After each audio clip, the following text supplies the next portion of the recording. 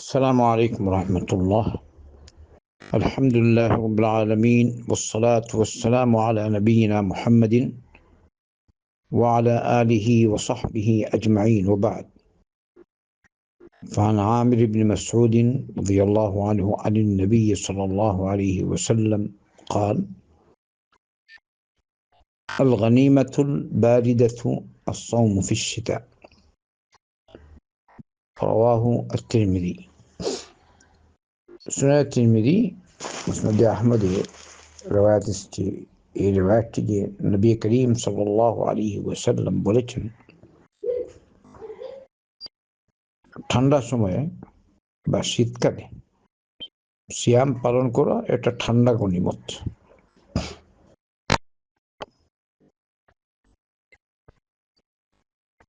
ঠান্ডা গনিমত ঠান্ডা গনিমত কেন বলা হলো? যেহেতু এই ঠান্ডার সময়ে, ঠান্ডা সিজনে সিয়াম পালন করলে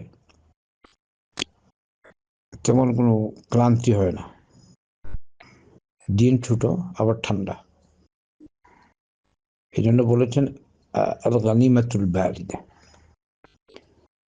আল্লাহু আকবার। এছাড়া দেখেন, এই ঠান্ডাকালে দিন ছোট রাত লম্বা।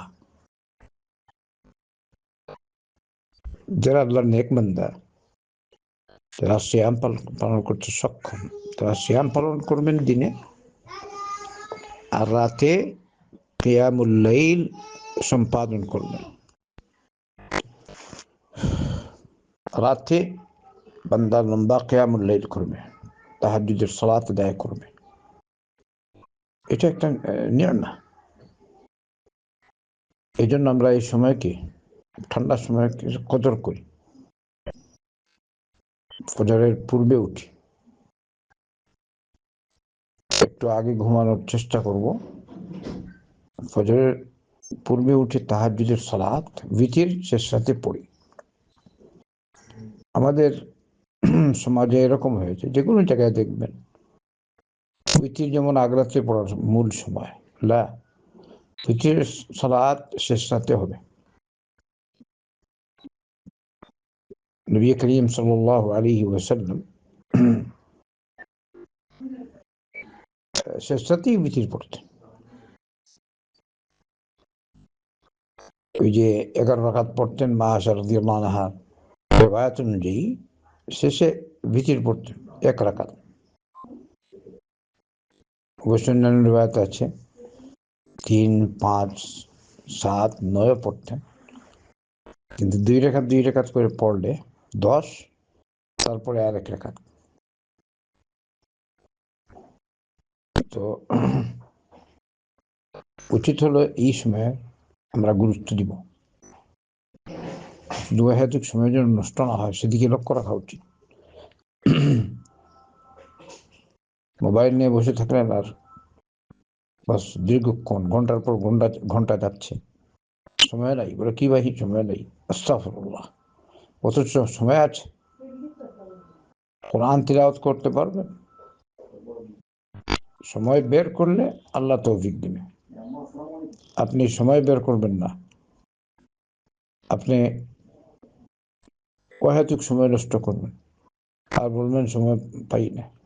সালাতের সময় সালাত আদায়ের সময় সালাত নেই, মানে বা সালাতের সময় নেই। ফরজ সালাত পড়বে, সুন্নত সালাতের সময় নেই। কেউ কেউ আছে বাহানা করে সুন্নত পড়ে না। এই ঠান্ডার সময় যদি বান্দা ফজরের সালাত না পড়তে পারে, তাহলে কোন সময় পড়বে?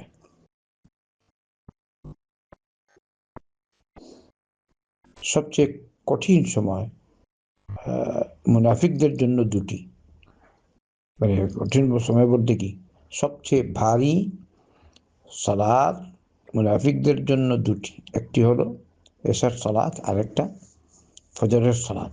আসকালুস সালাত আল মুনাফিকিন সালাতুল ইশা ওয়া সালাতুল ফজর ওয়ালাউ ইয়ালামুনা মা ফীহিমা লাআতাউহুমা ওয়ালাউ হাবওয়ান। নবী করিম সাল্লাল্লাহু আলাইহি ওয়াসাল্লাম বলেছেন, মুনাফিকদের জন্য সবচেয়ে ভারী দুই সালাত, একটা হলো এশার সালাত আর একটা হলো ফজরের সালাত। নবী করিম সাল্লাল্লাহু আলাইহি ওয়াসাল্লাম বলেছেন, তো যদি তারা জানতো এই দুই সালাতে কতটুকু আজর আর সওয়াব রয়েছে, তাহলে হামাগুড়ি দিয়ে হলো এই সালাতে তারা এই দুই সালাতে উপস্থিত হতো। তাই আমরা এই সময়ের গুরুত্ব দিই, আমাদের সকলের উপর ওয়াজিব আল্লাহ আমাদের সকলকে আখিরাতের দিকে মনোযোগী হওয়ার তৌফিক দান করুন, আল্লাহর সন্তুষ্টি লাভের জন্য সচেষ্ট থাকার তৌফিক দান করুন, আল্লাহর যাবতীয় নাফরমানি থেকে বাঁচার তৌফিক দান করুন। আচ্ছা, এই যে হাদিস, শেখ আলবানী এটিকে সহিহ বলেছেন, যে হাদিসটি পড়লাম, আল গনিমাতুল বারিদা আস-সাওম ফিশ শিতা, কিন্তু সনদান দুর্বলতা আছে। তবে ওমর ইবনে খাত্তাব এবং আবু হুরায়রা রাদিয়াল্লাহু আনহু থেকে এই কথাটি প্রমাণিত, আর এটা বাস্তব, যেটা আমরা দেখতে পাচ্ছি। সিয়াম পালন করবেন, আল্লাহ যাদেরকে তৌফিক দিয়েছেন, একদম সহজ। আর যাদেরকে আল্লাহ তৌফিক দিয়েছেন, যারা সচেষ্ট থাকেন, যারা সচেষ্ট তাদেরকে আল্লাহ তৌফিক দেন। আপনি চেষ্টা করবেন না তো আপনি তৌফিক পাবেন কিরকম? চেষ্টা করেন, রবের কাছে চান। রাতের রাতের আপনি কদর করেন। কেন কলিলাম মিনাল লাইলি মা ইয়াহজাউন, আল্লাহর নেক বান্দা যারা জান্নাতে যাবেন তারা রাতে কম ঘুমায়। কেন? আল্লাহর ইবাদতের জন্য, কিয়ামুল লাইল করে, তাহাজ্জুদের সালাত পড়ে। তো সেদিকে আমরা সকলের লক্ষ্য রাখি। আল্লাহ তৌফিক দানকারী। আল্লাহুম্মা সাল্লি ওয়া সাল্লিম ওয়া বারিক আলা নবিয়িনা মুহাম্মাদিন ওয়া আলা আলিহি ওয়া সাহবিহি আজমাইন।